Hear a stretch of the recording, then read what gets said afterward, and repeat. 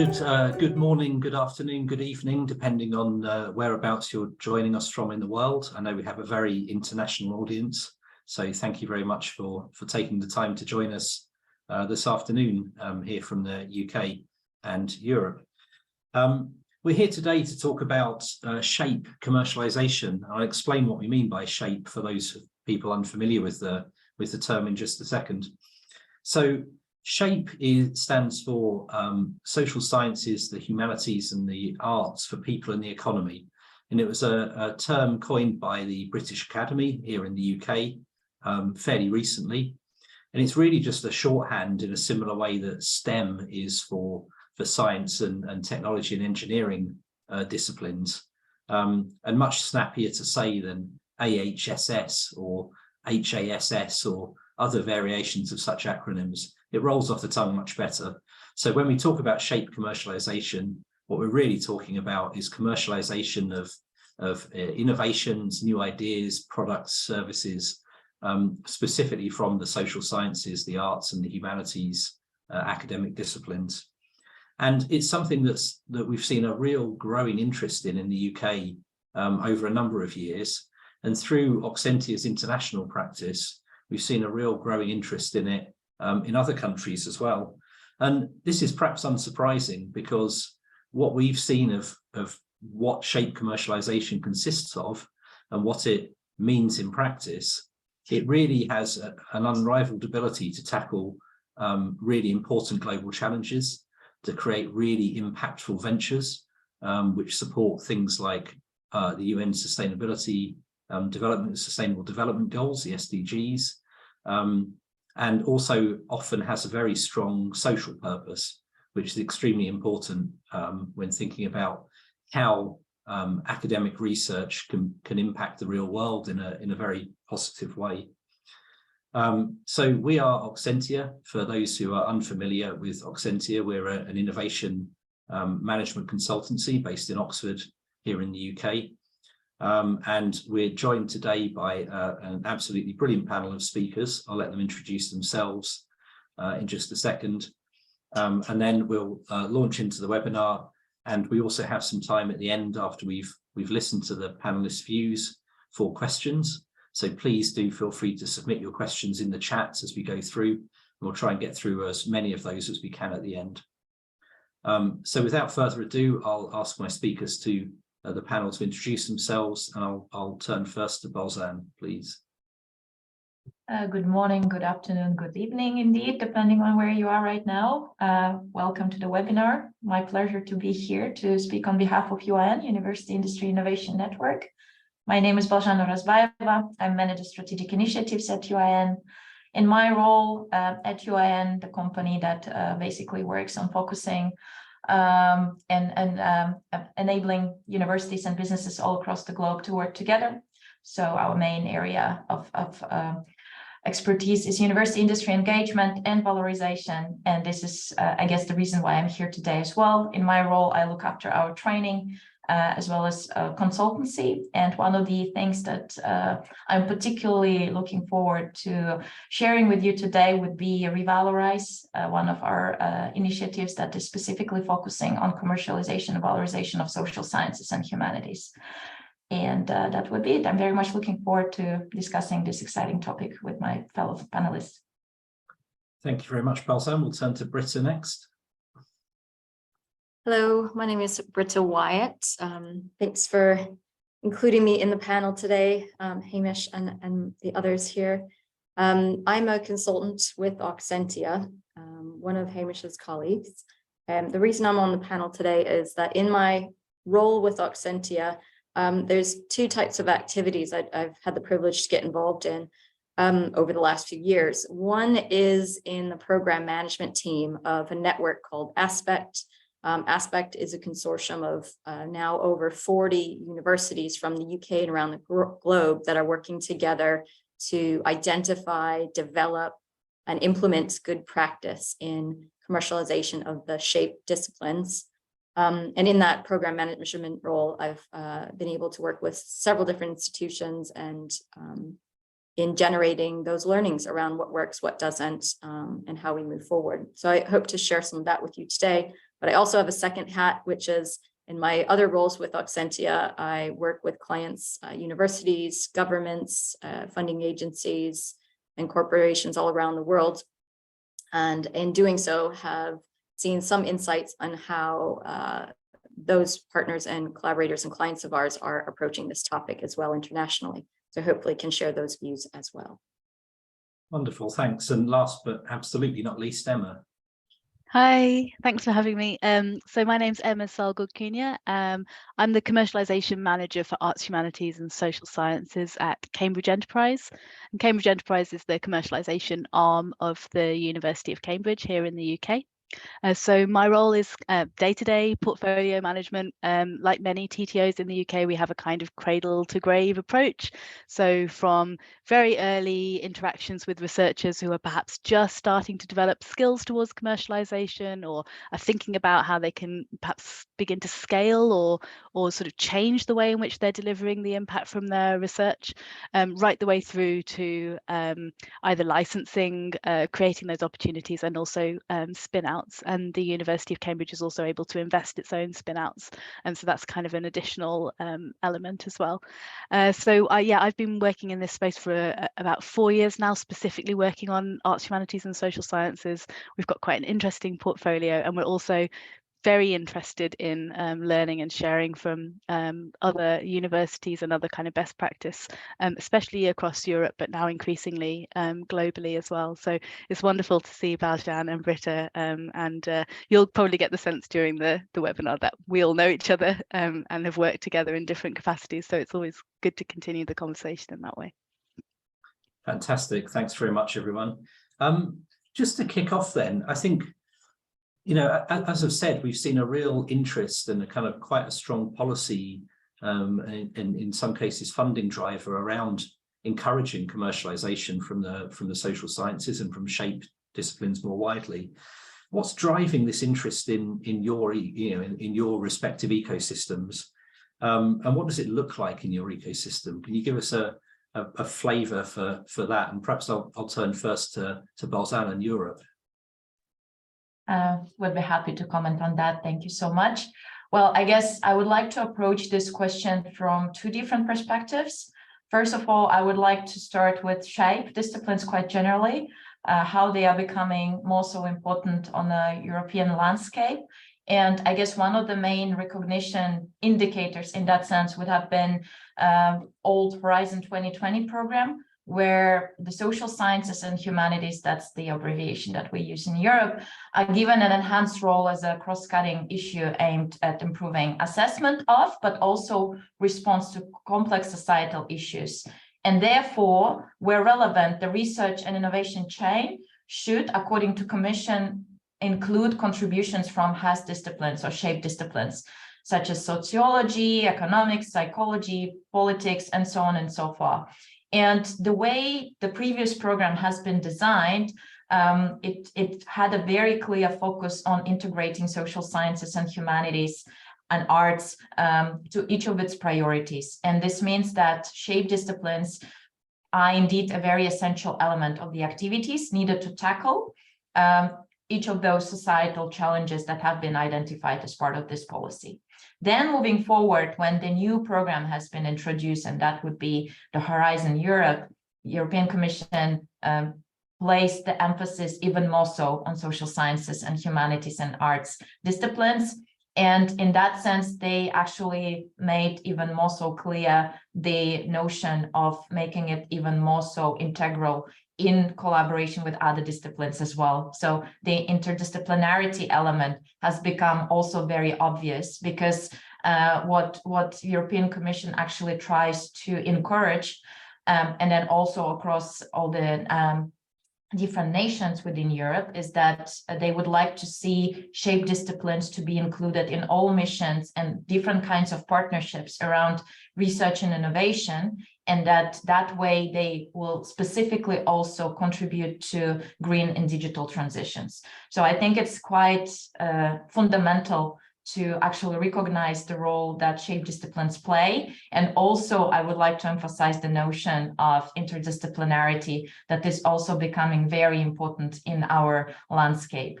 And perhaps last point that I would like to make in describing the European context is the wording that we use. So one thing that I would like to also perhaps to introduce to many of international attendees today is that the word that we try to use more often in Europe would be valorization. This is where I guess we recognize that the value and impact from research can be created not only through commercialization or, you know, this very transactional and very traditional in many sense process where we focus on licensing and patenting or creating a business.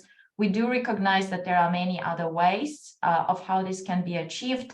One of the things would be university business collaboration, my favorite topic, and I'm happy to talk about it later on as well. But I guess what we recognize in many European countries, and we're based in the Netherlands, and this is indeed, that is the word that actually stems from Dutch valorisatie, value creation, is that this value can be created through many different ways. And valorization is the umbrella definition that we're using here. And there are many different policies now that exist and initiated by European Commission and also supported on national governments on how basically universities are encouraged to work together with external stakeholders and not only businesses or industry partners in a sense, but also with involvement of citizens and actually making them a core element of the research process to start with by integrating external stakeholders into this value creation process. And we're not talking about product development, because I think it's very easy then to also look at that from that perspective as well. No, it's still a process of discovery, a process of research, but this planning for impact kind of bit is kind of, embedded or should be embedded into the whole research process. And this is what I think we are trying to encourage also here at UIN as well through some of our initiatives, is the notion that you can plan for impact and that there are many other ways on how this impact can be achieved. And this is where I think the shape disciplines specifically fit in quite nicely, because as we all know, the process might be similar, but there are, multiple different pathways on how this impact can be achieved in such disciplines as shape. That would be my small contribution. Thank you. Wonderful. Thank you. I mean, I guess a lot of that resonates with the kind of drivers in the UK, Emma. Yeah, I mean, absolutely. And also, I mean, geopolitics apart, I think the Horizon programme also was certainly a driver in the UK. But I think the impact of within the UK, we have this REF framework, so research exercise framework that explicitly asks researchers to submit case studies describing the ways in which they've created impact directly from their research contributions. And although this is still bedding in, and it will probably take a long time culturally to trickle through the institutions, I think that it has made a marked change in the way that people are planning for impact. I think that's exactly it, Baljan. But there's also a kind of drive towards best practice around co-creation in the arts, especially. Yeah. And I think when you're integrating co-creation methodologies in the research, so you're already bringing in stakeholders, whether they're businesses or third sector or government or whoever those kind of end beneficiaries might be, in that research phase, it's almost inevitable that the outputs of that research are going to move towards a commercialization or a valorization approach, because they have to be unlocked and transferred. We talk about knowledge transfer. They are going to have to be transferred from one party to the other in order that they can have the impact that they need to have in the world. So I think that within the research community itself, both from these external funding drivers, but also as a result of moving towards this kind of more societally focused and co-creation practice, we see now a demand, a rising demand all the time for more commercialization support, more mechanisms, more ways of thinking about how we can apply this particular strand of knowledge exchange and impact into our disciplines. So I think a lot of what Baljan has to say resonates with our situation here. Yeah, absolutely. And I think that kind of not seeing commercialization as a kind of traditional technology transfer, linear process, which is sort of almost in some ways divorced from the idea of impact generation, that those two should come together in a more integrated way. Britta, I don't know if you had a comment on that. Yeah, I was going to mention that. That's absolutely something that the Aspect Network members have been seeing, and realizing that when we're supporting the researchers in identifying their impact pathways, we need to look at it in a holistic manner. We need to look at commercialization in its, traditional definition of licenses and spinouts, but also the business engagement activities, the policy engagement, the public engagement, and realize that it's not just one linear path, it's much more fluid, and there's potentially lots of different branches that can be happening in parallel along the way. So that kind of maybe leads to a conclusion that there needs to either be skill building within the support teams to allow that to happen in universities, or there needs to be greater integration between those support teams or some sort of joined up working between them to allow them to collectively support those different kinds of impact and activities from the research. Thank you. So one thing that strikes me listening to your responses there is this sounds an awful lot like entrepreneurship, and the kind of entrepreneurial skills that one needs to commercialize their research might be even more kind of to the fore when we're talking about maybe not such hard IP like patents. We're not creating widgets, we're not creating products necessarily. So I think there's an interesting need maybe to bridge the gap between commercialization, shape commercialization, and entrepreneurship. I don't know, Emma, whether you have any reflections on that and the kind of practical skills and differences that shape entrepreneurs, if you like, academics who are interested in commercializing shape might want to consider. Yeah, I mean, in the UK, there's quite a lot of talk at the moment about entrepreneurial mindset and whether that's something that's kind of, I don't know, inherent or whether it can be taught. I think, I have some kind of conflict around this because I think actually we don't require all researchers to be entrepreneurial in order to engage in commercialization. There are plenty of models within commercialization that allow us to bring in those skills, build those support teams around researchers. So it's not like they have to wake up one morning and feel like they want to be the CEO of a company, and we can keep researchers in that research role and play to their strengths in that way. But I think that actually many of the researchers, especially those that are addressing these kind of sustainability questions or these real wicked problems, they are entrepreneurial already. In their own context. They're entrepreneurial in terms of grant capture, they build teams, they develop relationships, and often they've had to really fight to get the kind of recognition and to grow the networks that they've needed around their research. So I think recognizing that entrepreneurial possibility and sort of kind of calling it out a little bit and saying, well, you guys are already entrepreneurial can be helpful. I think as well that there is a skills element to this on both sides, both inside the technology transfer offices or the knowledge exchange offices, to increase our skills to be able to deal with these kinds of new projects and to deal sensitively with them to grow the right kinds of networks, but also to impart some basic tools, I think especially tools and toolkits. Even if it's something as simple as introducing a business model canvas as a different way of approaching a problem, that can be very powerful for a researcher that maybe hasn't really experienced those kinds of ways of thinking about their projects before. So that's been, I think, that kind of toolkit approach, giving people the skills they need, giving people the kit that they need in order to be able to take steps forward has been important. One program within Cambridge, which is very interesting, and it's if anybody was at the ASTP European Knowledge Transfer Organizations conference last year, there was quite an exciting presentation from some of the partners. It's called Postdoc to Innovators, and it's specifically aimed at postdocs, and that's partly because we know that postdoc community, many of them don't go on to a kind of academic career, but actually step out into industry.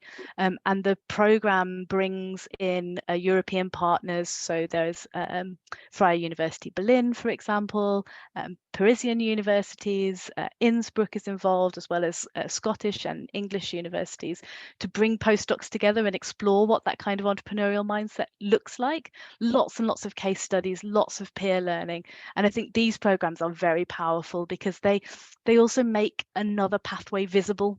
that you can see that there's a community of people like you who are interested in gaining these entrepreneurial ways of thinking. And so I mean, that kind of networked approach where we can kind of share and transpose skills between different communities, I think that's another way of just unlocking this latent potential that's already there actually in the research community. Absolutely, yeah. I mean, I know one of the things that the Aspect Network has focused on is how to actually engage academics. You say, they employ a lot of these skills which are necessary to create shape ventures and commercialize shape opportunities. But I think sometimes maybe reaching them is quite hard. And I don't know if Britta had a reflection on the work of the Aspect Network and ways of engaging with academics, academic staff who maybe, commercialization is a fairly alien concept, or perhaps the word has some connotations which are not appealing to those academic staff. Yeah, sure. And I think that follows up to the point Bajan made earlier about choice of language and the fact that you're using the language valorization because it's about value building, value creation to attract a wider spectrum of potential interest. It's a debate that I think we've heard over the last year about whether or not to own that term commercialization with the shape disciplines or to allow that sort of softer language.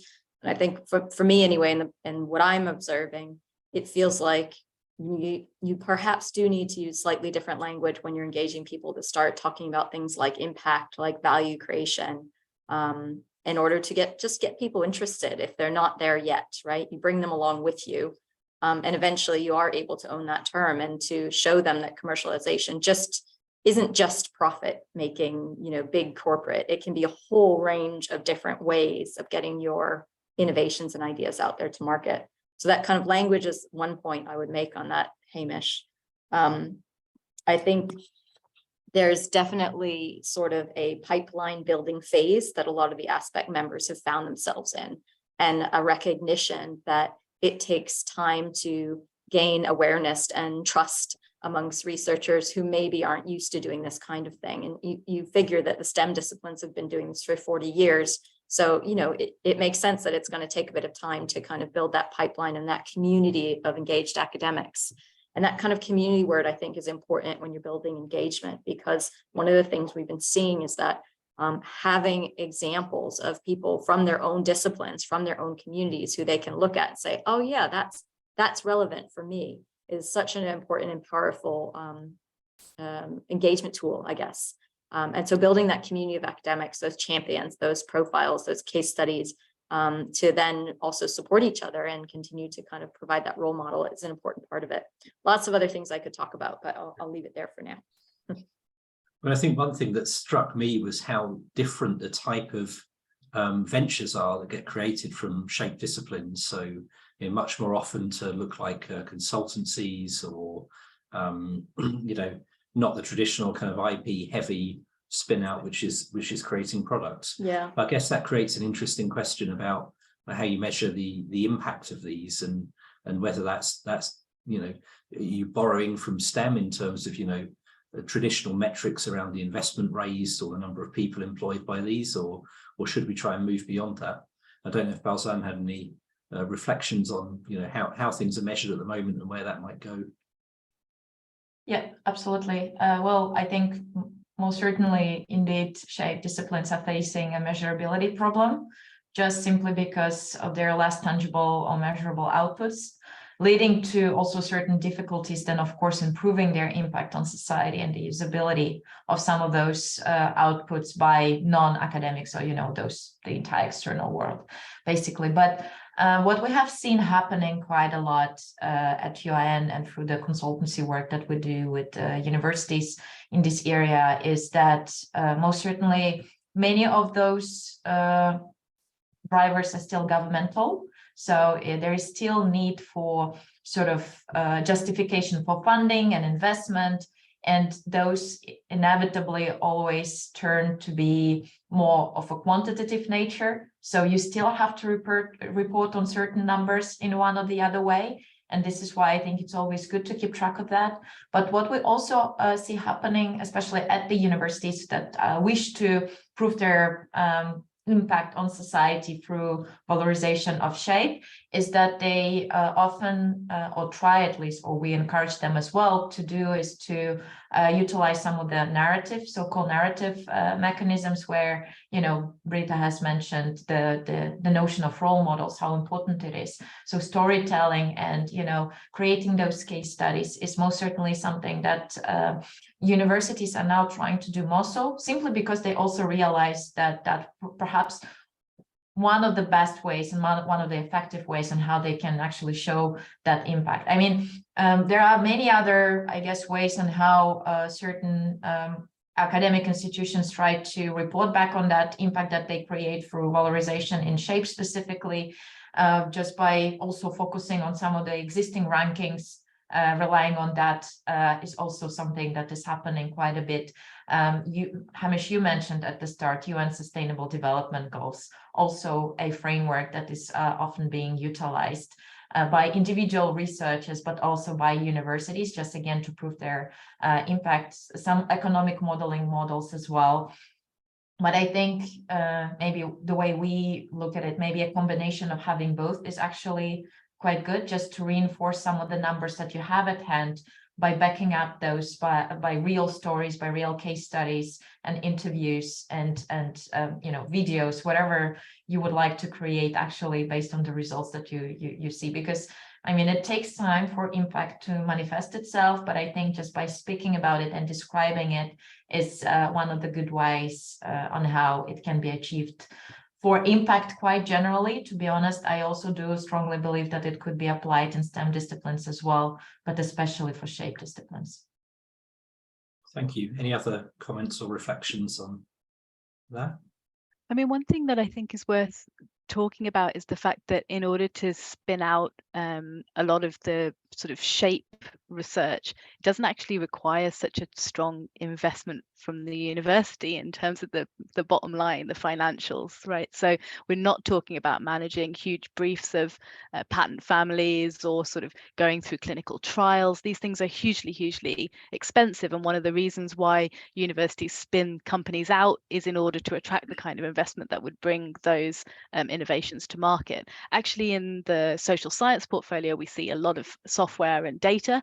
It does cost money to develop software, especially develop software to get it through to market, but it's a much faster process. And these companies are often capable, or at least some of them are capable of bootstrapping, of attracting grant funding. Perhaps they're thinking about moving into markets where they're selling to government, or they're working in the global south. And these things mean that there's a different financial pattern, which also calls into question whether or not those, you know, pound signed or dollar sign or euro sign really are capturing the impact. You know, is that actually equivalent to saying, yes, this thing is making an impact based on how much it's raising, or how much royalties can come back into the institution? But I think there's another aspect of this where some of the STEM disciplines have also had to hurdle this. If you think about the growth of health economics as a way of understanding the contributions of life sciences and healthcare innovations, we've had to think about what reduced costs to government, how you might account for that as part of a business model in health and medical sciences. And I think that we will see a little bit more of that when we're developing government technologies or things that are going to improve efficiencies in sort of local services or in the third sector, for example. How is it that we can make economic arguments that are not about enormous amounts of money into the company, but actually enormous amounts of money saved and enormous impact, therefore, for the societies that we're living in? So I think that we will hurdle this. And the good thing is that humanities and social science researchers are the absolute experts in evaluation. So they themselves are attracted by questions of how to evaluate their own impact and really driven by those theories of change. So I don't think that this is something that's going to become an absolutely impenetrable problem for the shape disciplines. Yeah. Excellent. Yeah. Sorry, Britta, did you want to? No, I mean, I agree with what both the other panelists said. I guess I was just reflecting that there's almost they are related, but slightly different, two different kinds of impact measures or success measures that we're talking about here. One is the individual venture itself or the research project itself. And the other is the tech transfer office or commercialization team or enterprise team that's supporting them and how we measure our own success. Some of that is by the success of the ventures, but I think part of what you're getting at there, Emma, is if we're holding ourselves accountable for hitting certain financial targets, whether that's licensing revenue or investment of spinouts raised or number of spinouts. I mean, people are ranked based on the number of spinouts they form. We might need to adjust some of those expectations. Maybe we need to adjust them anyway, to be quite honest. But it's just something to also be thinking about in parallel is how do we report back to our bosses what good looks like if it doesn't match the framework that we've historically used. It is exciting, though, that I think because we're sort of 4 or 5 years in now to this, certainly in the UK and in Europe as well, that we're getting to the point where collectively there is enough of a pipeline. We have enough projects to be able to start to call out these trends and to understand what the texture of the portfolios are.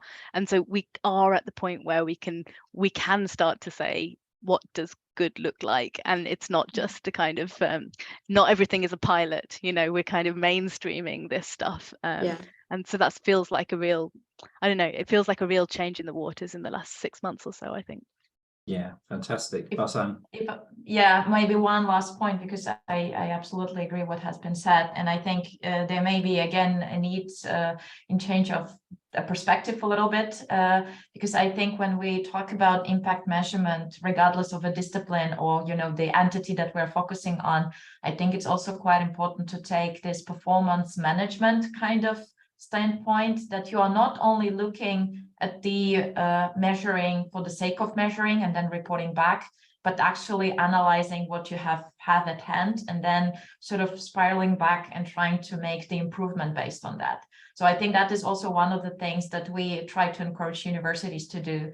So do not only use this for the reporting sake, or of course you can also utilize those wonderful stories and numbers for the branding or for cultural change within the institution. But I think overall there's also most certainly a need for those big institutions and also smaller teams to kind of take this impact measurement exercise as a way for them to improve their performance more than anything. Thank you. So obviously some really interesting sort of issues and observations and differences, international differences between those intersections around shape commercialization and impact, around shape commercialization, how it relates to entrepreneurship and skills and employment. And I guess the obvious question is where next? Where is shape commercialization going? I mean, Emma, you mentioned this is a relatively young concept. When we think about technology transfer, that's arguably been going on for decades, if not 100 years. Where are we going with this? Maybe I could turn to Emma first. Yeah, and we've at various points people have mentioned two big areas where I see shape making its impact. One is around digital transformation, and the other is essentially the climate crisis and the crisis of sustainability and sort of equitable responses to sustainability challenges globally. In both of these areas, there is expertise across the arts, humanities and social sciences that will need to be deployed. It's not a question of whether we can deploy it. It has to be part of the solution. In some cases, part of an interdisciplinary solution, and in some cases standalone. So, I think when I look at the kinds of projects that we're supporting, software is a huge part of that. There is an increasing focus on from the creative industries and from sort of media side of industries around AI, around what that's going to unlock and achieve for the human race, I suppose. And I think that there is an identification that social scientists, and especially data science within social science, has got some of those answers, as well as around the kind of ethics question and thinking about creativity and approaches to creativity alongside that digital transformation. So I think that's one area where unavoidably we're going to see the work of these fantastic researchers sort of unlocked in order to tackle those challenges. The other question is urgent, the sustainability question. And here I think it probably is interdisciplinarity that we're going to see. Social sciences in particular, they have keys to adoption and to the acceptability with end users and with beneficiaries of new technologies. So they need to be part of the solution. There are there's expertise also in languages and in kind of cross-cultural collaboration, which is going to be another key to really making a difference in these areas of sustainability. So in terms of the kind of thematic way forward, I think these two areas are where I see SHAPE really coming into its own, perhaps over the next 5 to 10 years, something like that. What strikes me is we've talked a lot about bridging the gap, relating commercialization to impact, commercialization to entrepreneurship and skills. But we've also spent a lot of time talking about how SHAPE commercialization is different to commercialization of research outputs from STEM-based disciplines. I wondered if the panel could reflect on whether maybe we need to think more about the commonalities and now we've kind of forged this path and worked out maybe how to do SHAPE commercialization.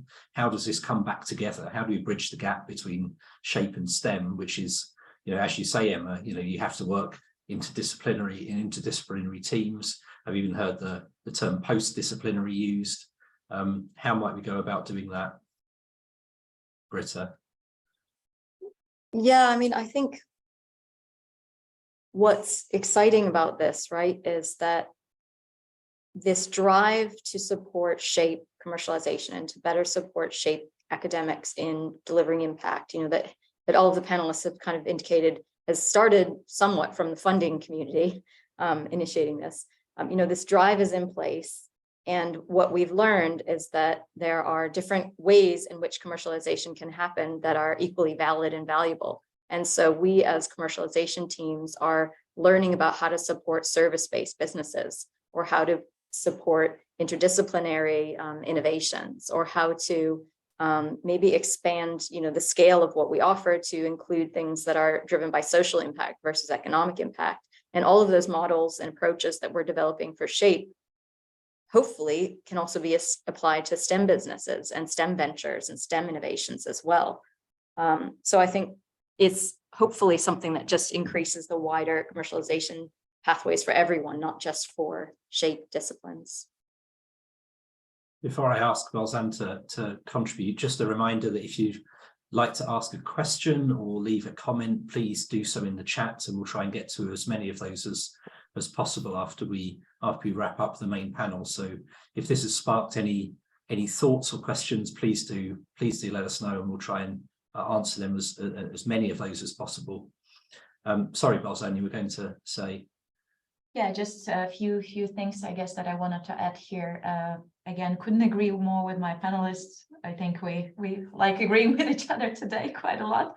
But one thing that I also wanted to add here is that interdisciplinarity is most certainly something that we should be trying to embrace going forward. But I think in order to be able to do that, we have to raise the awareness and to actually increase the awareness, not only amongst SHAPE researchers themselves or STEM researchers about the benefits of commercialization and valorization, but I think it's good to see that there are institutions like Cambridge Enterprise, where there is a dedicated support for SHAPE disciplines, and also Aspect, or like our own initiative Revalorize.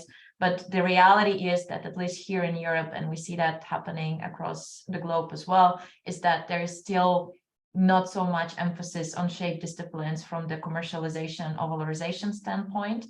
So my message perhaps would be is that we also should perhaps create more support for actually professional staff within the academic institutions, and actually help them coming up with ways on how they can better support academics. So kind of provide the support for professional staff, so that then in turn they can better support their academics as well. And I think we can learn from all those great examples, Aspect, Cambridge Enterprise. But what we have seen quite clearly as we were doing research as part of our Revalorize initiative, that there is no awareness amongst many of the researchers simply because they may even be undertaking steps towards valorization or commercialization, but they wouldn't be even aware of what they're doing. Hence, they wouldn't also turn for support. And if they will, then most probably they will also receive an answer that, to be honest, this is a very new area in our university. And I'm talking about rather perhaps, those universities that are now just starting out on the process of even setting up their technology transfer offices, for example. So I think there is a long way to go. And I would like to see interdisciplinarity happening more. But then I think there is also quite a bit of work for universities to be done in order to provide that pathways to those researchers as well. Thank you. We're nearly out of time, and I would like to leave time for a few questions at the end, but any final reflections on the way forward here? I think the tightrope that Baljan is talking about between making it explicit that social science, humanities and arts has something special to offer and needs a special kind of attention, that kind of exceptionalism, we need enough of that.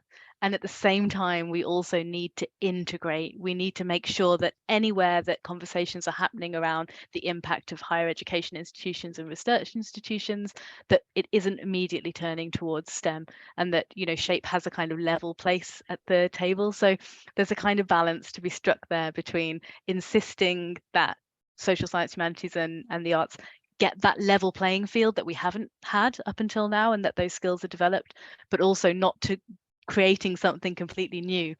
Everything that we create for the arts, humanities and social sciences is transposable into thinking about STEM.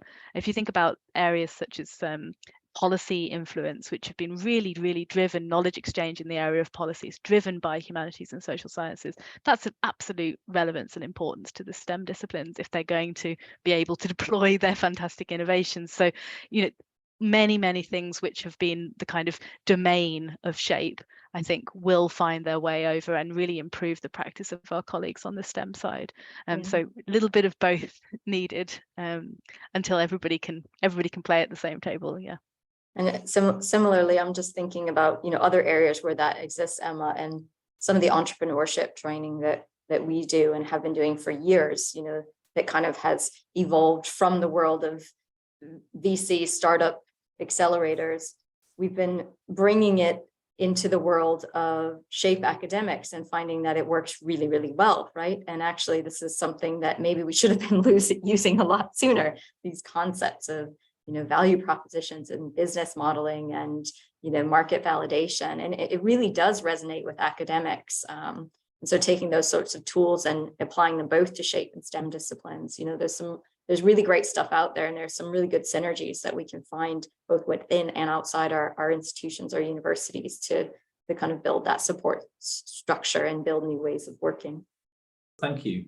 And I think that takes us to time. So all it remains for me to do is to thank our panelists, Emma from Cambridge, Baljan from the UN Network, and Britta from Oxentia on behalf of Aspect. Thank you all very much for attending. If you'd like to follow up with us about anything you've heard today, then please feel free to get in touch via our website, which has our email and also our social channels, and we'll be able to facilitate that conversation.